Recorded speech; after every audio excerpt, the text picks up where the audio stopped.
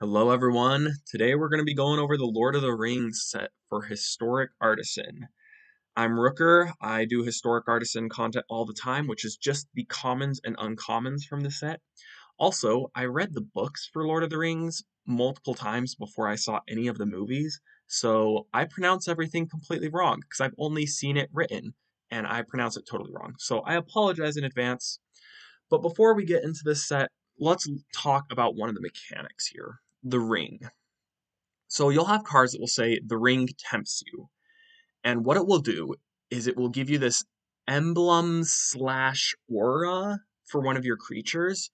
You'll choose a creature to be your ring bearer, and the effect of this emblem will affect that creature. And then when the ring tempts you again, you can have that effect work on another creature. And the effect of the ring that this ring bearer has increases every time you have the ring tempted. So at first, it's a legendary creature that can't be blocked by creatures with greater power. So pretty much it's a legendary with Skulk. Whenever it attacks, you can loot a card, which is nice. Whenever it becomes blocked, that creature's controller sacrifices it at end of combat. So effectively death touch, except it gets around indestructible and stuff. Um, it even gets around first strike. Like if they kill your ring bearer with first strike damage, it still gets sacrificed. Whenever your ring bearer deals combat damage to a player, that opponent loses 3 life. So I look at this and I think this isn't very strong. I really am not that impressed by the ring. I don't think it's a good ability. I think also it's very inconsistent. You can't plan on this. Like, for example, if you're a reanimator deck, you'd have to draw 2 of your ring tempting cards to have this looting effect. So I wouldn't want to play it in reanimator. And generally, these effects aren't strong. Like, sure, you can go jump through a bunch of hoops to get a super powerful ring bearer, but it's not actually that powerful. I really, if I were ever to use the ring, I would want it to be something kind of small, and I would want to build around this first ability. Also, sorry about my voice, I am sick today. I just felt super motivated to make this video, so I figured strike while the iron's hot. I struggle with motivation all the time, so might as well make the video now. So, this first ability, though, makes a creature legendary, and it makes it so your creature can't be blocked by creatures with greater power. There are 2 cards that come to mind when I think of this. General's Enforcer and High Alert. General's Enforcer says legendary humans you control have indestructible. So if you have General's Enforcer and then you have the ring tempt you, you can choose General's Enforcer as your ring bearer, and it is now legendary and gives itself indestructible. So General's Enforcer can give itself indestructible because it doesn't say other legendary humans you control because it isn't legendary, but we can make it legendary. So that's one card that I think there could be potential for building around the ring with. And High Alert, I would maybe play some ring tempting you cards in High Alert because you're attacking with a bunch of 0/5 creatures and stuff like that. And a 0/5 creature that turns into a 5/5 pretty much as far as damage is dealt, but it's also unblockable effectively because it technically has 0 power. That seems really strong to me. Um, so let's actually look at the cards that do tempt you with the ring, though, and you'll see this is kind of the bear with set mechanic sort of thing. So we've got Golem's Bite, which is practically disfigure, but you can also later use it to let the ring tempt you. Ranger's Firebrand, which is like worse than Shock, but then has the ring tempt you. Dreadful as the Storm, I list here simply because I want it in a double strike deck. It'd be so good in a double strike deck because your double strike creatures are giving them Skulk is kind of valuable, and turning them into 5/5s is also kind of valuable. So, but it's 3 mana. It's never gonna happen. I just want to dream. Glorious Gale is worth mentioning because this is a strict upgrade over Essence Scatter. We've never had a card that's just straight up better than Essence Scatter, and this is it. It counters a creature spell, and very randomly, if it's legendary, the ring tempts you, which rarely you're going to want to build around, but if you have creatures in your deck, this is technically better than Essence Scatter. Can't think of a place where it's not. Sam's Desperate Rescue, return a creature card from your graveyard to your hand, kind of conditional. You can do this at flash. You can do this at instant speed with the oh yikes, what's it called? Omen of the Dead for 1 mana, but the Ring Tempts You, and Birthday Escape, which I actually think might be viable. Draw a card and the Ring Tempts You. Drawing a card, just like a cantrip, 1 mana, the Ring Tempts You is kind of okay. I think this one might see play if there is a deck that needs the ring to tempt them. Along with these cards, which are kind of the bear with set mechanic joke, we've got some real contenders for ring bearer, ring tempting triggerers. So Frodo Baggins, this one I'm going to talk about later, why I don't think this card will be good, but it is a way to repeatably trigger the ring tempting you, which I think this is the only, I guess you could count Gollum, but Frodo is really the only way to repeatably trigger the ring tempting you. So if you want to go all in on it, maybe you can build like a legendary ring deck. Still not a fan of it. Samwise the Stout-Hearted. This is a decent creature. Flash 2/1 creature is already kind of decent. Like Cathar Commando, just as an aggro threat, you'll actually see in some formats people will sideboard in Cathar Commando against control, even when their opponent doesn't have enchantments or artifacts, because they just want to flash in a 3/1 threat. And so Samwise the Stout-Hearted also can return a permanent from your graveyard to your hand. It returns it to your hand, which is kind of medium. So I don't think this card's great because I don't know, it just feels too defensive for me. You're holding up mana, hoping that your opponent does something to kill your stuff, and then you flash it in. You could maybe run it in a sacrifice thing as value, but it feels like too many hoops to jump through, and the ring tempting you probably wouldn't be good in that deck. Gollum, I think this one's real. Skulk and the looting effect both kind of synergize with this. Oh, Skulk not as much, but Skulk generally works well in an aggro deck. And this is a pretty aggressive creature. You can sacrifice something to return this to your hand. This, you can potentially loop 2 golems for like 3 mana, the ring tempts you perpetually. Just like you can constantly be mana sinking into that. Only as a sorcery, but that is a potential thing you can do. And then the best payoff. Well, not the best payoff, but Nazgul is a 1/2 with when it enters the battlefield, the ring tempts you, which is kind of medium. That's pretty bad even. But when the ring tempts you, put a +1/+1 counter on each wraith you control, including itself. This one is easily the best ring tempting card, in my opinion. It's effectively a 2/3 death touch that potentially gets better in multiples, and you can have up to 9 of them in your deck. And also a 2/3 death touch with Skulk means this always wins combat. Your opponent can't block it with a 3 power creature, and if they block it with some like big toughness creature trying to survive, it has death touch. So this turning into its own ring bearer is actually a pretty effective threat. It's almost impossible to deal with. Besides, dumb removal. As far as payoffs for the ring, I do not think the ring tempting you is very strong. I've made that clear at this point. But there are actual payoffs for the ring tempting you. Gandalf. Whenever the ring tempts you, if you choose a creature other than Gandalf, Friend of the Shire, draw a card as your ring bearer. So this card, you have to be a creature-heavy deck. You have to have some number of creatures on the battlefield, or else this is not going to ever trigger that. You also need the ring to be tempting you. And you also need to be casting sorcery spells. And you also need to be casting instant speed spells to some degree, because you always want to have multiple options when you are casting things at instant speed. Because one of the benefits of instant speed is you can make decisions after your opponent has given you more information. But if you only have one instant speed card in your deck, it's a little bit awkward. It could be fine to just play Gandalf end step, but I generally like to have multiple flash things or multiple instant speed things in my deck if I have any at all, so that way I can just hold up multiple options and decide later. That being said, I think there is a home for Gandalf. I think he could see some play in some sort of Azorius tokens deck. Like in general, the best cards that I see flashing into play are putting a creature token into play. So that works really well with him because that gives you sorcery speed spells. You can cast at instant speed now.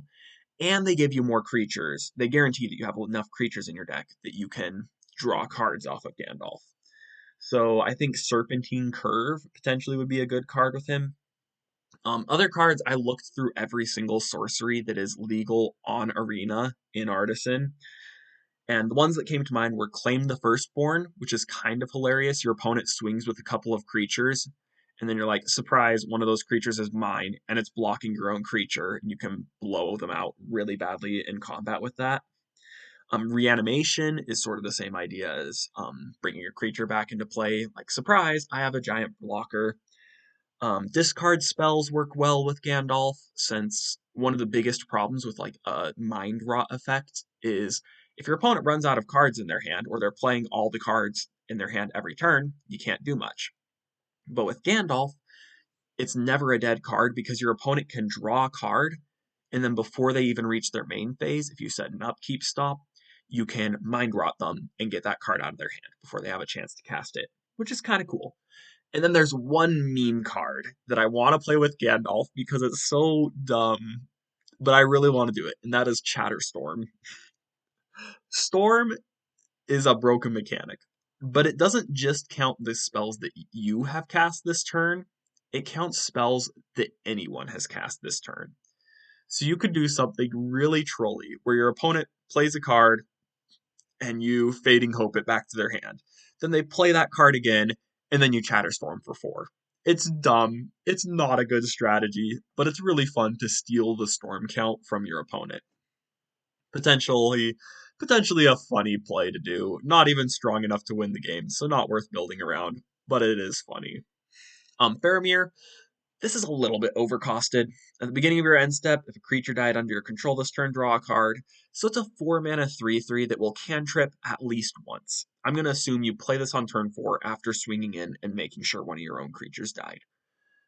It also can potentially create tokens. So this almost guarantees that you'll always have a creature to make your ring bearer and create another token. So I think this might be better than I think. It's really hard to evaluate the ring. But if you are having the ring tempt you a lot, you could build some sort of like Orzhov the Ring Tempts You deck that's like sort of a weird mixture of aggro and also can grind. This would probably be a card in that. I'm not sure if this one's good enough. And once again, Nazgul. Best payoff, if you play a Nazgul on turn 3, and then you play a Nazgul on turn 4, you've now got 2 3/4s with Death Touch. That's pretty decent, and it gets even better if you look at this next idea, which is Changeling Tribal. The Nazguls not only pump each other up, but there are other wraiths on Arena. There aren't any in Artisan besides Changelings, as far as I recall. Changelings are every single creature type. So let's imagine you go turn 1 Universal Automaton. Turn 2, just to be ridiculous, let's say you play 2 more Universal Automatons. Turn 3, you play a Nazgul, pumps up your whole team. Turn 4, you play a Nazgul, pumps up your whole team. And this isn't just pumping up your team, you're also getting a decent ring bearer out of this. But then it starts to spiral out of control when we realize there's another massive changeling payoff in the set. March from the Black Gate. March from the Black Gate. When it enters the battlefield or whenever an army you control attacks, amass orcs 1. So it enters the battlefield and it puts a +1/+1 counter on a changeling. Then whenever a changeling attacks, let's say you attack with 2 changelings, you immediately put 2 +1/+1 counters on any changelings you want. So there's been a discussion about building a Golgari changeling deck with 4 copies of March from the Black Gate and 9 copies of Nazgul. Nazgul pumps up your whole team. March from the Black Gate says whenever any of your creatures attack, they put a +1/+1 counter on something else. It seems like it could be a real thing. The issue is a lot of the changelings kind of suck, But you know what? We can just spam small ones and they won't suck because they will get pumped up by March from the Black Gate and Nazgul. A lot of potential here for something real. Moving on to another set mechanic that's one that we've seen before, and that is food tokens. Food tokens, pay 2, sacrifice them, gain a life. More importantly, though, with this set is they are tokens and they are artifacts. So if you look at Rosie Cotton, she's the best payoff, I think, for food tokens. She comes into play, creates a food token, and whenever you create a token, any token, doesn't just say food, put a +1/+1 counter on target creature you control other than Rosie. Other than Rosie does hurt here, but Rosie Cotton is effectively 2 power on the battlefield the turn you play it, because you play it and then you pump up one of your creatures permanently. Very decent card, I think. Like, if you're also playing something like Raise the Alarm, surprise, that's 4 extra damage on your end step. Or, I don't know, there's just a lot of potential for Rosie Cotton to do cool stuff. Peregrine Took is, I think, the only effect of this kind in Artisan that says if one or more tokens would be created under your control, those tokens plus an additional food token are created instead. This doubles up anytime you create a token. Actually, not technically doubles up, because if you played Raise the Alarm with this, it would only create 1 food token.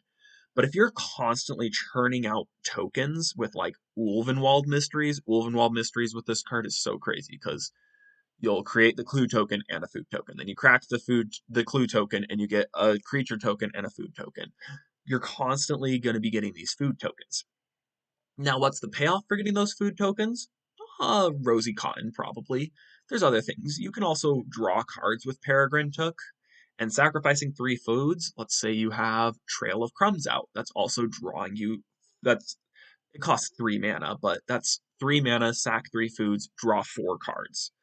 That sort of thing. And Peregrine Took also is creating a lot of artifacts, so like maybe even an affinity deck that has a lot of tokens would want Peregrine Took. Marianne Duck, Brandy Buck, maybe could be a thing if we're going tokens, because our payoffs are halflings over here. And we've also got Prosperous Innkeeper, which is a halfling that creates a token and helps us ramp up into our crazy synergistic pile. Pretty generic, though. I'm not sure if this card's going to see any play. East Farthing Farmer, if you want to go all in specifically on food tokens, this is a payoff that I think could actually be okay. It's weird to say that a 2/3 for 3 mana that's just a one-time pump is okay, but if you've got 3 food tokens and then you play this, that's pumping up one of your creatures for 4 power, like, and it's triggering all your stuff that when, like Rosie Cotton, it triggers Rosie Cotton, it triggers Peregrine Took. You can do some cool stuff with this. The 3-drop slot does seem a little heavy, though. I'm not sure if that'll see play at all. Mirkwood Bats, just a little bit too slow. It's 4 mana. Whenever you create or sacrifice a token, each opponent loses 1 life. That all sounds super good, but I'm just not sure if this will see play, because it's just too expensive and dies to a lot of stuff. Being a 2/3, maybe could see play as a way to drain people out of the game with some combo, but I don't see it doing anything. Revive the Shire. Return a permanent card from your graveyard to your hand. Create a food token. This is 2 mana regrowth. This is actually a really solid card. Like, even if it doesn't create a food token, this is a decent card. So if you have something that's like some sort of value engine, probably a Trail of Crumbs deck, this would be a decent card. Build a Pony. It's a food sacrifice outlet, and it creates 3 game objects when it comes into play. I don't see this one seeing play, though. But let's talk again about Rosie. People have been freaking out over the fact that Rosie Cotton and Scurry Oak go infinite. Whenever you create a token, put a +1/+1 counter on target creature you control other than Rosie. Let's choose Scurry Oak. Scurry Oak. When 1 or more counters are put on Scurry Oak, create a squirrel token. Squirrel token made. Oh, we created a token. Let's put a +1/+1 counter on Scurry Oak. You get the idea. Herd Baloth adds some redundancy, albeit very expensive redundancy. This also is an infinite combo, Scurry Oak, with Peregrine Took and Yoshin Dissident. Peregrine Took, oh, we created a squirrel token. Well, let's add a food token. Oh, that food token's an artifact. Let's put a +1/+1 counter on Scurry Oak. Oh, Scurry Oak got a +1/+1 counter on it. Let's create a squirrel token and a food token. Putting a +1/+1, you get it. So there's multiple infinite combos potentially here. And these cards are decent on their own together.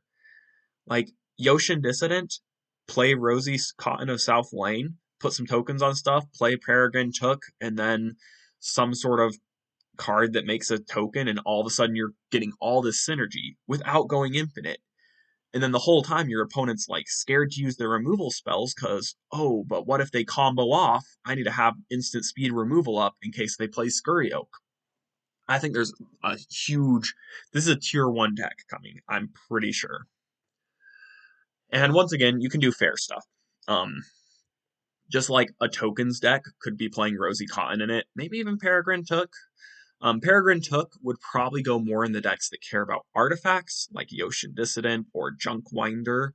So there could be like a Simic tokens deck where Peregrine Took is doubling your number of tokens you're creating so that you can get Junk Winder down for practically free. Sorry about that. Trail of Crumbs. Trail of Crumbs is a pretty strong value engine, and we actually have decent food cards now. So I can see Trail of Crumbs spiking up in usage in some food strategies. Next set mechanic is scrying. You heard that right. Scrying is a set mechanic. There are payoffs for scrying in this set.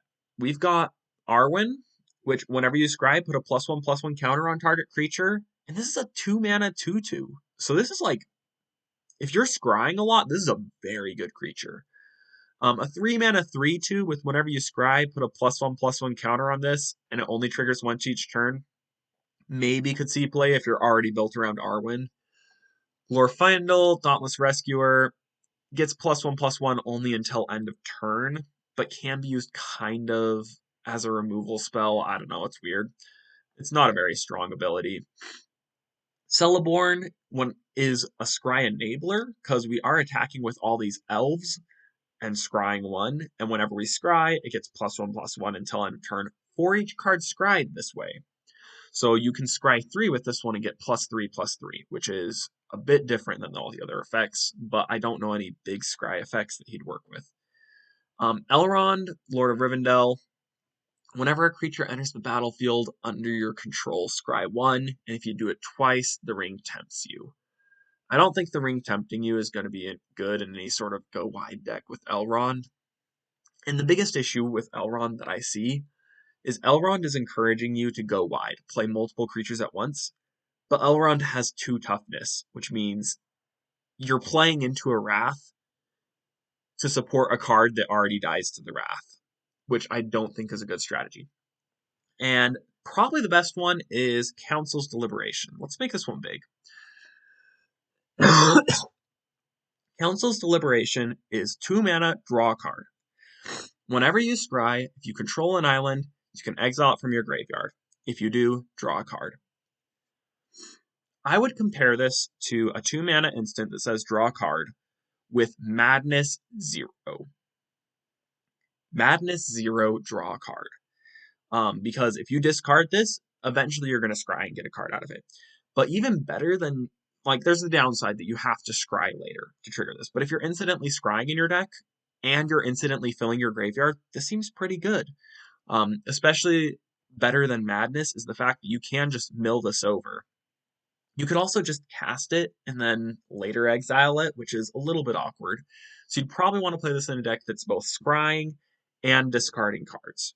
And if you are already doing that and you have islands in your deck, this card is just kind of free. It's just free card advantage. I actually have wondered if there potentially could be some weird blue-green tempo scry deck.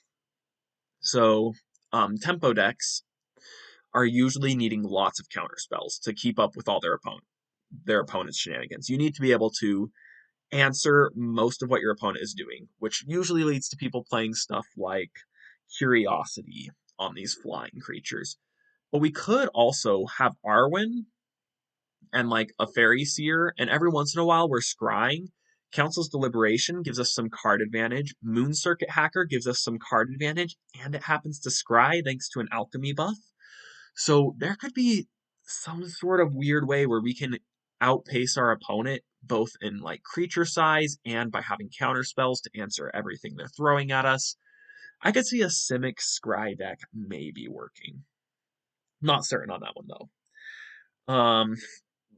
Next set mechanic, I believe this is the last one I'll talk about, is legendary creatures. Frodo, whenever a legendary creature enters the battlefield, the ring tempts you. I don't think that's a great payoff for legendary creatures, and it's got such restrictive mana.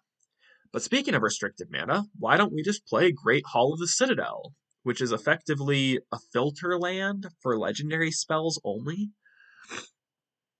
I've thought about this land a lot, but the mana just gets so awkward. You're stuck.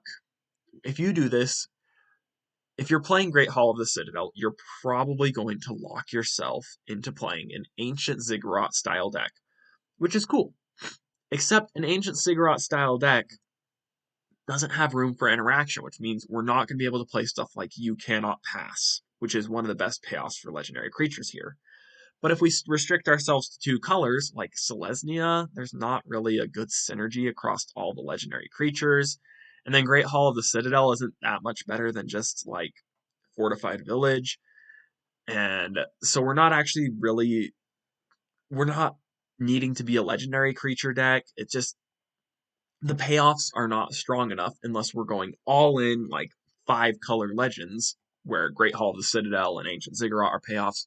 But then we probably want to be a human tribal deck so that we can run like Secluded Courtyard and such, and General's Enforcer. And then we can't really play Frodo. It gets awkward. Mirror of Galadriel, I was thinking was good, but the more I think about it, the more it seems meh. If you have a lot of legendary creatures on the battlefield, you want to be pushing your offensive. You're probably in a good situation. You're probably ahead of your opponent if you have lots of creatures on the battlefield, in which case you don't want to be spending your time scrying and drawing. If you don't have many creatures on the battlefield, this is really slow and bad and will not be helping you catch up. So it's kind of bad in both situations. You want it to be cheaper to draw cards when you have less creatures, because that's when you want to be most drawing. And so this just lines up awkwardly, I feel like, a lot of the time. Nasty End is sacrifice a creature, draw 2, unless it's legendary, in which case it's draw 3. I don't think we've like a sacrifice draw 3 effect is really strong, but I just don't know of a deck that would want to be sacrificing its own creatures that has lots of legendaries. Like Jury, Master of the Review is the only one I can think of. But yeah, legendary payoffs. Oh, one last thing to mention with legendary creatures is the ring does make stuff legendary, so if you are like an Orzhov Ring Bearer deck, that's the place I could see you maybe playing Nasty End. Nasty End with Golem seems pretty nice. You Cannot Pass with the Ring Bearer seems kind of nice, although you're probably playing the Nazgul in that deck, in which case you already have good. If this gets blocked, they die. I don't know. It's I just don't think Legendary Tribal's going to work. They just don't give us enough good uncommon legendaries. Some generically good cards. These cards are just good. There's no special place for them. They're just cards to talk about. Actually, there is kind of special places for some of them. Let's talk about. I'm going to leave Reprieve for last. The Bath Song has a specific home, and that is Control. This last ability of shuffle any number of cards from your graveyard into your library and add 2 blue is awesome. You can draw 2 cards, then discard a card twice, which is card advantage. That does leave you +1 on cards at the end of the Bath Song. And shuffling your graveyard into your library is a win con for really, really hard control decks. This is your win condition. Run 2 Bath Songs and constantly shuffle your graveyard into your library until your opponent mills out. Sounds ridiculous, but it's an actual thing that we do in Artisan sometimes. Elven Farsight, I think, is an underrated card. This is a 1-mana cantrip. This is like Scry 3, so out of your top 3 cards, like this is Anticipate, but only for creatures, and only 1 mana and sorcery speed. And it's in green, which normally does not have good card advantage. And a lot of the times, a lot of decks that I'm thinking about, for example, like the Scurry Oak combo deck, they don't have good 1-drop plays. You can play Llanowar Elves and just try and turbo out your game plan, but you'd really rather be developing towards your end game more than just in terms of mana. And I think Elven Farsight gives you one of the best 1-drops in a deck that otherwise is just kind of lacking good 1-drops to play. Improvised Club, this compared to Voltage Surge has one huge difference, and that is that you can deal damage to any target, which includes players. So Heartfire, this is a strict upgrade over Heartfire, I believe. Heartfire is deal 4 to any target, sacrifice a creature. You can now sacrifice an artifact as well. I already like Heartfire in the sideboard of some aggro decks because it's like your removal spell also gave me this 2 mana burn for 4, which is so like your opponent removes something and in response you just throw it at their face. Pretty strong ability. Stern Scolding. This card's huge. This card's amazing. Counter target creature spell with power or toughness 2 or less. So first of all, this counters a lot of important stuff in Artisan. This counters Circuit Mender, which is a lot of value if you let it resolve. It counters Ingenious Smith, Yoshin Dissident, Patchwork Automaton, a lot of these crazy threats. And specifically, I want to talk about Patchwork Automaton and Invisible Stalker. This is the only card that can counter an Invisible Stalker on the draw. We do not have a single 1 mana counterspell for creatures unless you count like Minor Misstep, which can counter 1 mana creatures, or you can count Annul for artifact creatures, or potentially Ceremonious Rejection for colorless 1 mana stuff. But Stern Scolding is the only like generally good, generally like widely applicable counterspell that can hit something for 1 mana. This is actually a new card I need to play around. Usually I see my opponent with 1 mana up and I go, oh, I'm free to play creatures because there's no counter spells that really affect creatures. And now I have to play around it, which is annoying. But yeah, this card, insane against Bogles. One of the big things with Bogles is if you're on the play, you can go turn 1 nothing, turn 2 Invisible Stalker. There's no way for a control deck to stop that. This is now, well, besides like Edict effects, there's ways eventually for them to deal with it, but this is a way to deal with Invisible Stalker. Bogles just was starting to become a thing, and it's getting shut down. Now, Reprieve. So, return target spell to its owner's hand. Draw a card. Reprieve. This, I don't think is as good as people are making it. Remand is good in Modern in only very specific decks. So, Remand is a similar card that is blue. It's 1 in a blue, and it's counter target spell. If it was countered this way, return it to its owner's hand, draw a card. Technically, Reprieve is better because it can effectively counter a uncounterable spell, but not much difference between the two. Reprieve, well, Remand is nice and Modern as a way to stall people. And it's good at stalling people back in the day because you could trade up with it very easily. Artisan, however, you're usually playing a lot of 1 and 2 drops. So Reprieve is only going to slow down your opponent a little bit and is going to cost you usually about as much mana as it costs the opponent. And stalling your opponent out isn't actually that good a lot of the times in like a mid-range deck. Because you're just like, sure, you're going to get value eventually, but you're not developing anything. It's almost similar to like a growth spiral, except that you also give your opponent the land drop, the extra land drop. That's like the closest card I can think of to compare this to if you're playing it like a mid-range card. There are obviously some good shutdown situations, like against a fling effect. So my Is It Fling deck, I'm so scared of this card. Because I'm going to cast Fling. I'm going to be like, fling this at your face for 30 damage. And then you're like, counter it with Reprieve. And I'm like, Reprieve actually works as a counter spell here because I no longer have a creature to sacrifice because I already sacrificed it as part of the casting cost. That's a little annoying to me. I do not want that to happen. But, so like, I can see this being a sideboard card, but it's only going to see play, I think, and be super good in combo and aggro decks. So in aggro decks, because counter spells are super good in aggro decks for stalling out, like for um, beating sweepers and stuff. Like that can be pretty good. And combo decks, because drawing a card is much more important than permanently answering your opponent. You have the biggest synergy in your deck, so you don't care if your opponent keeps their synergy because you're just digging for your own synergy. Whereas if you're playing like a deck full of generically good stuff, then giving your opponent back their potential synergy piece, you're not actually permanently answering it. So you're not like stopping combo decks or anything, which is one of your biggest fears. So I think this is going to see play in combo decks where you want your synergies more than you want your opponent. Like your synergies are worth giving your opponent synergy. And so that's where I think Reprieve will see play. I guess the only deck that really fits that bill right now is the Rosy Cotton Scurry Oak combo, or maybe like Wand, the Sorcerer's Wand and Presence of Gone combo life gain deck. I could see it seeing play there because that's a white deck that needs it. And the reason I think aggro might see it is, once again, white doesn't have access to counterspells, and counterspells can be good as an answer to sweepers. And that's a place where you will trade up, which would be nice. Moving on.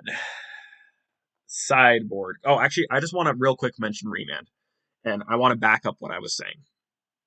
Remand in Modern has only seen play in combo decks pretty much. Tron plays Remand still. Splinter Twin used to play Remand, and Through the Breach combo would play Remand. And like control decks, though, they'd be playing Mana Leak because Mana Leak was just so much better than bouncing a spell back to hand. Because when you're controlling an opponent, bouncing it back to their hand doesn't really do much. They're just going to play it again. All right. Sideboard cards. These are also generically good cards, but they're more specific. Fiery Inscription enters the battlefield, the Ring Tempts You, whatever. Probably not that important in this deck. This is a hard to answer way to burn your opponent out of the game, though. We don't have Roiling Vortex. This card, I think, might actually make burn a real deck because you now have a way to just play a single spell, and now your opponent is super. It speeds up your clocks considerably, and some decks will struggle to remove this. So I think that's a pretty good sideboard card for burn or red aggro in general, if it's got lots of instants and sorceries.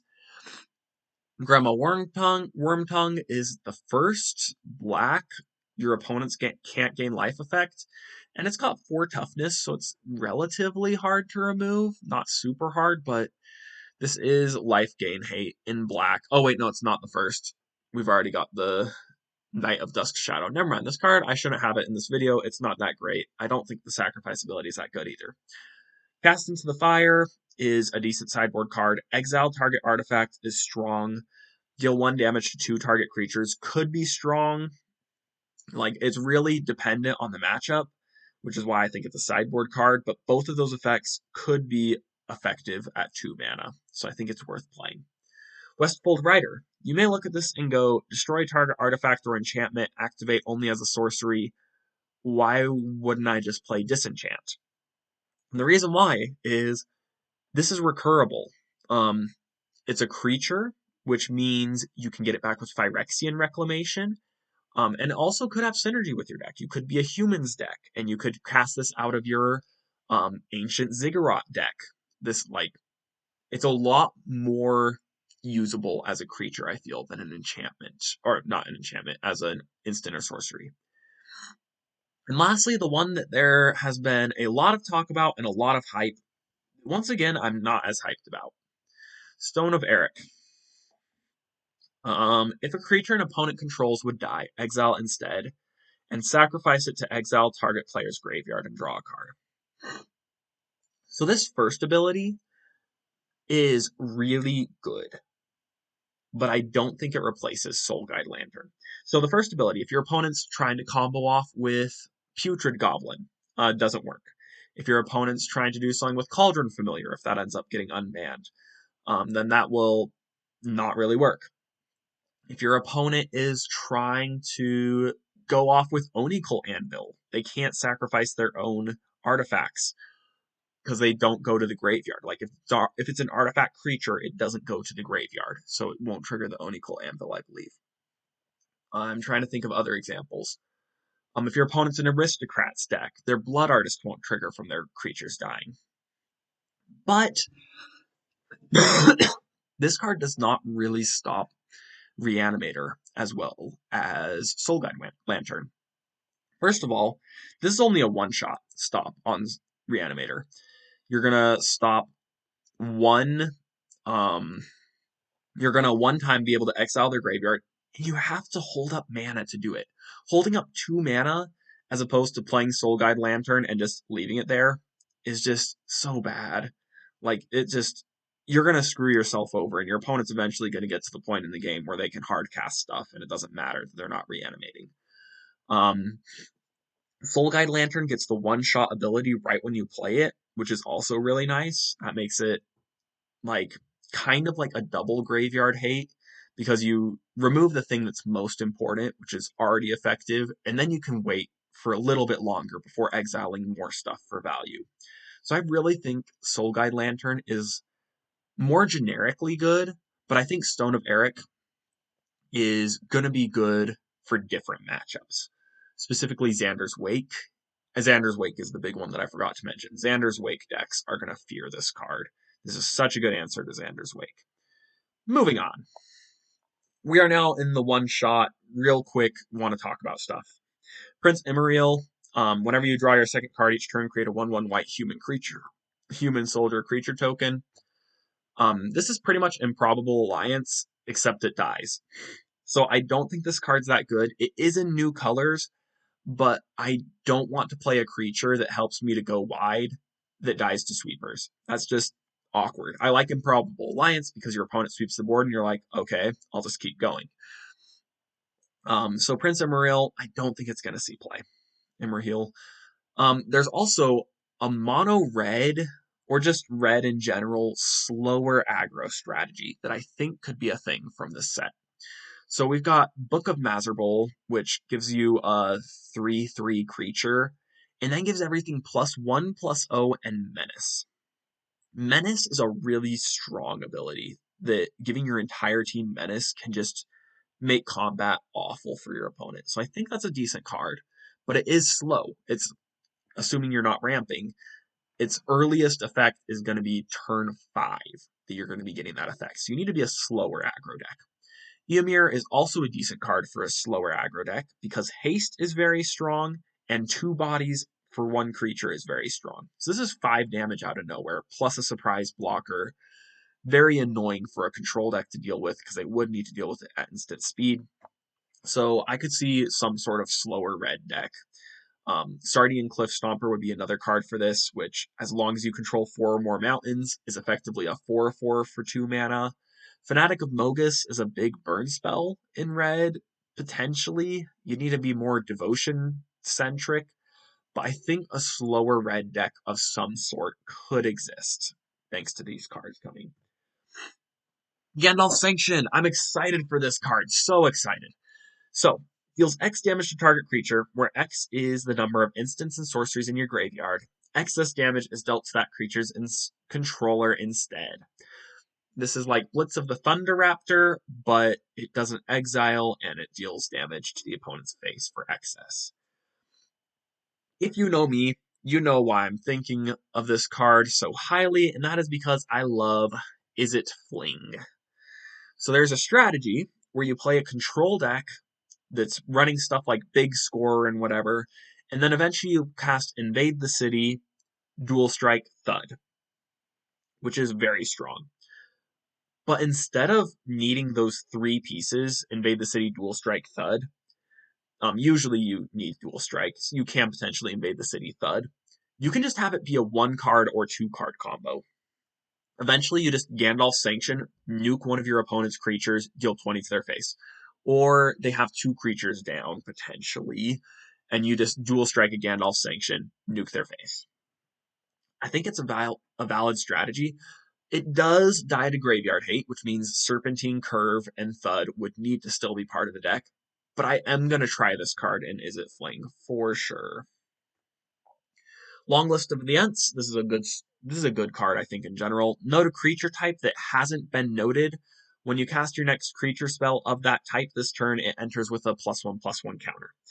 Pretty much, if you have a bunch of random creatures and they all have a creature type that the other ones don't, then this is for the next 5 turns, or next 6 turns if you count the turn you play this, that your creatures enter with a +1/+1 counter on them. Kind of. It's not exactly that, but this is good for +1/+1 counter decks. There's been some talk of including it in the Golgari Changelings deck because you can name really weird things with it and always have a Changeling enter the battlefield with +1/+1 counters on it. It's a good turn 1 play for that deck as well. I don't know. I think it's just good in general if you've got +1/+1 counter synergies.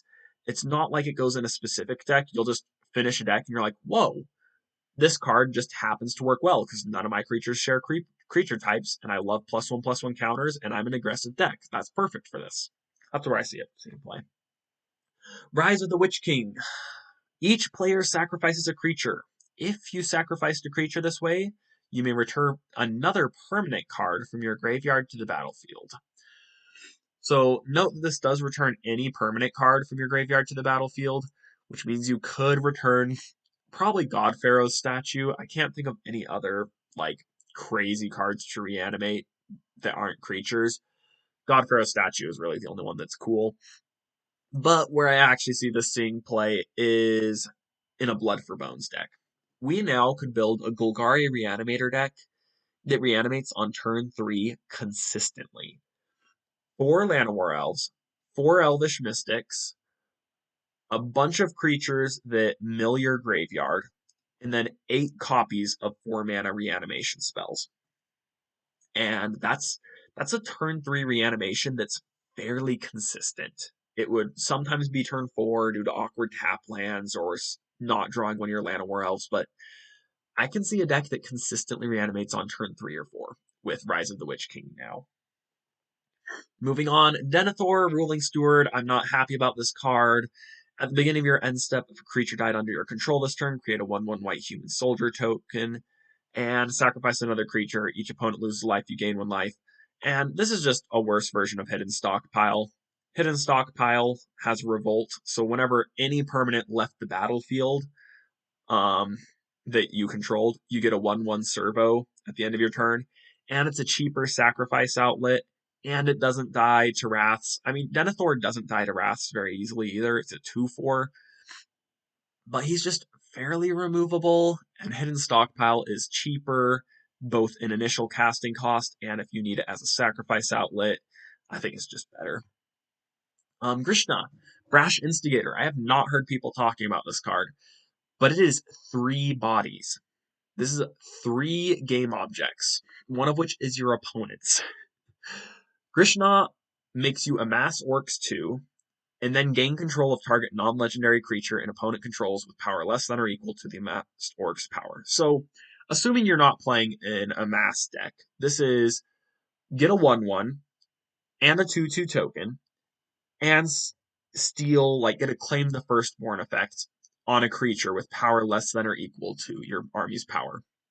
So this steals Circuit Mender, it steals just any random fodder your opponent has, and you can just sacrifice it to a Witch's Oven or whatever. So this is a good card for Rakdos Sacrifice, I feel. It's a stealing your opponent's stuff effect that's not a dead card if your opponent has nothing, because it's still 2 bodies for a single card, which I think is pretty good.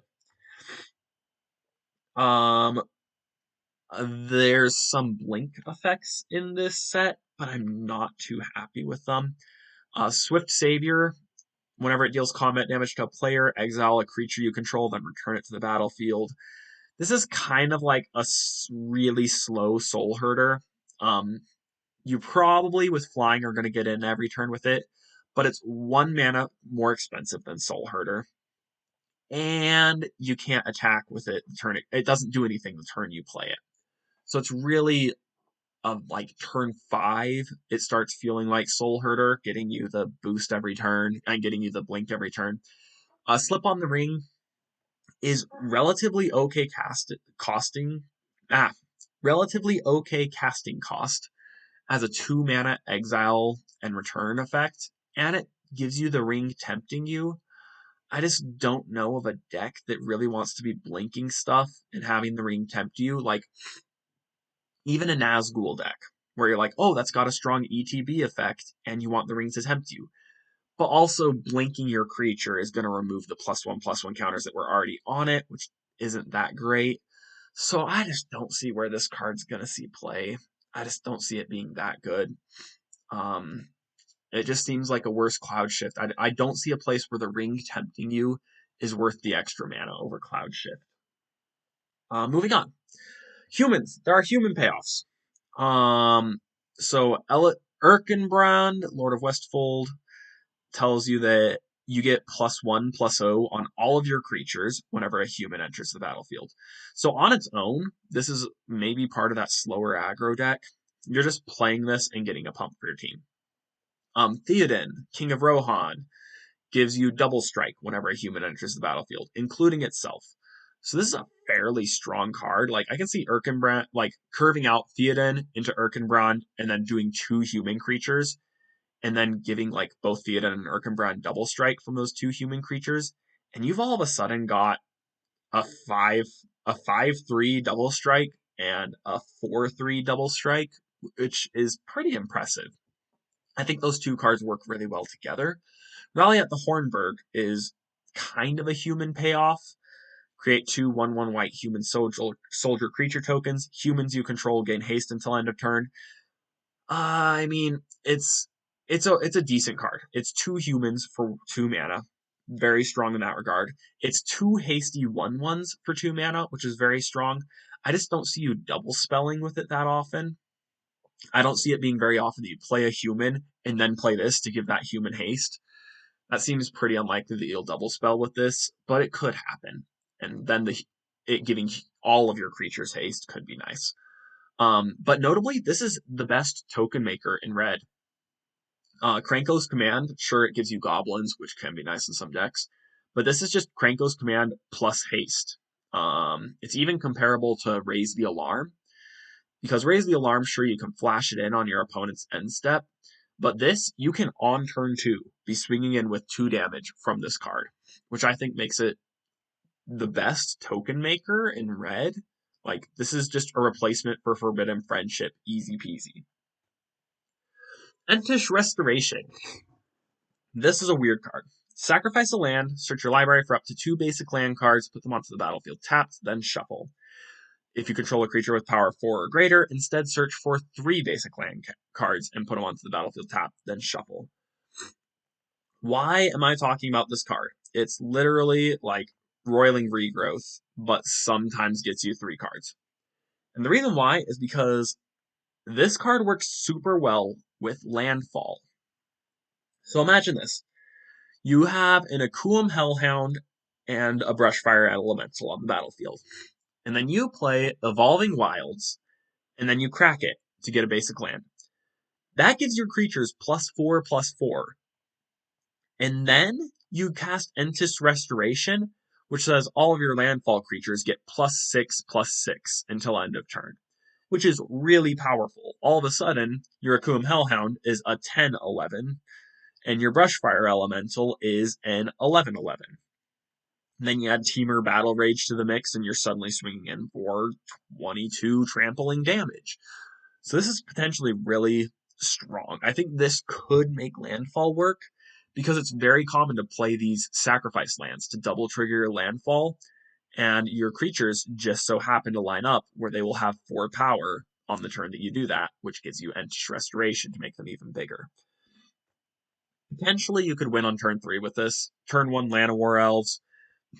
Turn 2, play Cacophony Scamp and attach Skyclave Pickaxe to it. and then turn 3 play Evolving Wilds, crack it, Entish Restoration, and you could swing in with an 11/11 Cacophony Scamp. It's a little bit of a stretch, but there is a turn 3 kill that this does enable that would like maybe naturally slot into that deck. I don't think you'd play Llanowar Elves though. It's kind of a stretch. The orcs have this weird +1/+1 counter theme that I just don't think will work. Like we've got even a hardened scales effect. Whenever one or more +1/+1 counters would be put on an army goblin or orc, you get an extra one thanks to this 2-drop that's a 2/2 menace, which is a solid stat line. But it's just orcs and goblins don't have +1/+1 counter synergies. I just don't see you building. Well, first of all, orcs suck. The only good orcs are pirate lords and these cards. There's just not enough orcs to make a good orc deck. And goblins don't have any +1/+1 counter synergies. They do have really strong synergies, though, that you wouldn't want to be playing these cards in your deck for because these cards aren't goblins. Whenever another creature you control dies, put a +1/+1 counter on Ogluk of the White Hand. That's already a decent ability, so this might see play in a sacrifice sort of thing. If it's a goblin or orc, put 2 on it instead. There's just not enough goblins and orcs to make these work, and this is too expensive if you're running it not in a goblin or orc deck. And lastly, we're done with these 3 cards. Shadowfax. These 3 cards are cards that I think will see play someday, but not right now. Shadowfax gives horses haste, which includes itself. There's no reason. If someone builds horse tribal and it's actually good, I will be absolutely shocked. But this is a 4/4 with haste, that when it attacks, you can put a creature card with lesser power from your hand onto the battlefield, tapped and attacking. Pretty much, this is a way to cheat creatures into play. So the cards that I looked through all the cards with power 3 or less that were more expensive than Shadowfax and Artisan. And Scholar of the Ages came up. That is a 3/3 for 7 mana that returns 2 instants or sorceries from your graveyard to your hand. And then Meteor Golem, which is a 7 mana 3/3 with when this enters the battlefield, destroy target permanent. And so you could potentially, the place that I see this maybe seeing play right now is if someone built a Boros Trash for Treasure / refurbish deck, where you're just trying to turbo reanimate artifacts, and you're running 4 copies of Meteor Golem, and you also have Shadowfax in your deck, so that if you have a Meteor Golem stuck in hand, instead of trying to reanimate it, you can just cheat it into play with Shadowfax. That seems like an okay strategy. At the very least, it could be a sideboard card if you're running all those Meteor Golems. As a way, like your opponent hates you on your graveyard, and you're like, well, I'll still get a turn 5 Shadowfax swing in, get the Meteor Golem. Maybe good. Ring Sight. Ring Sight is super cool. The Ring Tempts You. Search your library for a card that shares a color with a legendary creature you control. Reveal it, put it into your hand, then shuffle.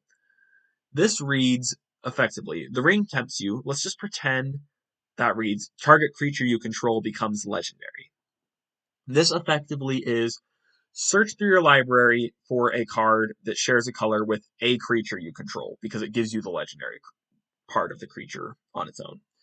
The issue with this card, I do not know of a single Dimir combo deck that is running creatures. I don't even know of a Dimir combo deck in general. But if there is ever a Dimir combo deck that has enough creatures to have one on the battlefield consistently, this card is huge for that deck. It's literally a 3-mana tutor. So good. Rising of the Day is the best effect, I think, if you want to give your team haste in mono red. So if you want to give your team haste, you can also use stuff like Rhythm of the Wild, which gives all your creatures, your non-token creatures, riot. You could potentially use some weird stuff with like the Monkey Spa, what's it called? Invigorating Hot Springs if you're in Gruul, which gives all your modified creatures haste. You can play Tuk Tuk Rubble Fort, which is a 0/3 with Defender and Reach, which gives all your creatures haste, but that's a little bit weak. You can play Barbarian class and level it up to level 3. But this, I think, is just the best way if you need to give your whole team haste. If you just need haste for some sort of combo or something, it would probably be in some sort of crazy combo deck, like Chatterstorm. If you needed to play around sweepers with Chatterstorm and first day of class copied wasn't going to cut it or whatever, potentially Rising of the Day would let you kill on that turn. I don't know, something like that. That's where I see that seeing play. And that's it. That is it. That is Lord of the Rings. I covered all the cards that I think will see play, but I don't know what you guys think. If you think there's a card that I missed or a card that I overestimated on, underestimated, let me know in the comments. I would be happy to be wrong about a lot of the cards that I don't think are good. I'd be pleasantly surprised to see them be good. So please tell me why they're good. And with that, I'll just have to wait until next week where I'll get to show all these off to y'all. Bye.